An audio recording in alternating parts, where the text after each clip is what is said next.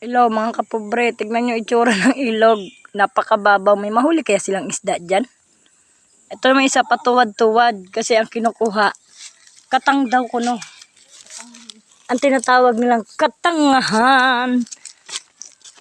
Ito nito, laki o, nasa likod mo. Ito po, makukuha din po kami ng suso. Sa ilalim, hindi ka marunong.